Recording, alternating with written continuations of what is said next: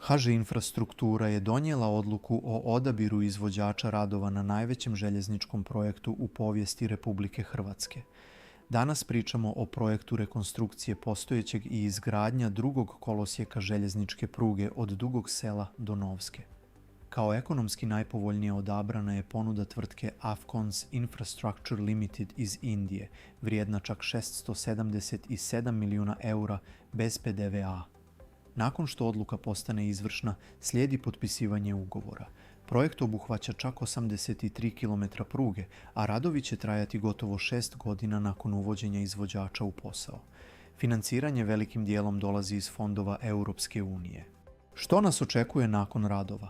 Potpuna rekonstrukcija postojeće pruge, izgradnja drugog kolosijeka, obnova kolodvora Ivanić Grad, Popovača, Kutina i Novska, obnova stajališta Ostrna, Prečec, Širinec, Voloder, Repušnica i Stara Subotska, rekonstrukciju kolodvora Dejanovec, Moslavačka Gračenica, Lipovljani, Novoselec i Ludina s prenamjenom u stajališta, izgradnju novog stajališta Okešinec te ukidanje kolodvora Prečec, denivelaciju ili ukidanje većine željezničko-cestovnih prijelaza, osim ŽCP-ova Ostrna, Križ, Lipovica i Voloder, postavljanje zaštite od buke, moderni signalno-sigurnosni sustavi, nova elektroenergetska infrastruktura. Po završetku radova brzina će na dionici Dugo Selo do Novske iznositi do 160 km/h. Odabrana indijska kompanija navodi da je u 60 godina postojanja sagradila 5100 km cesta, više od 150 km nadzemne i podzemne željeznice, 65 km željezničkih tunela, 195 mostova, nadvožnjaka i vijadukata. Ima preko 60 projekata u inozemstvu.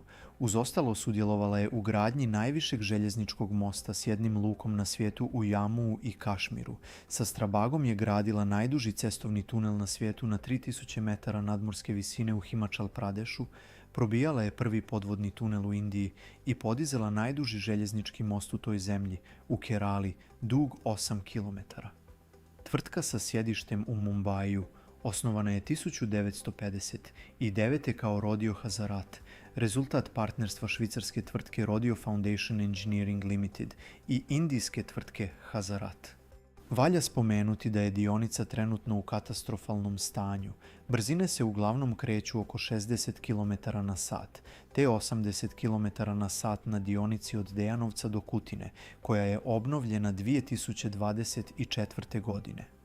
Prije obnove brzine su bile svega 40 km/h, te je to bio najkritičniji dio gdje se moralo pod hitno nešto poduzeti. Izvođač je bila tvrtka Svjetelski. Zamijenjeni su pragovi i tračnice, ugradila se nova signalizacija uz prugu te sintetička podloga na 18 željezničko-cestovnih prijelaza, te su zamijenjeni prolazni kolosijeci u kolodvorima Novoselec, Ludina, Popovača, Moslavačka Gračenica i Kutina. Ovaj projekt predstavlja veliki korak prema modernizaciji hrvatske željeznice i boljem povezivanju istoka i zapada zemlje. Što mislite o ovom projektu? Hoće li napokon željeznica u Hrvatskoj postati brža i modernija? Pišite u komentarima i ne zaboravite se pretplatiti na kanal.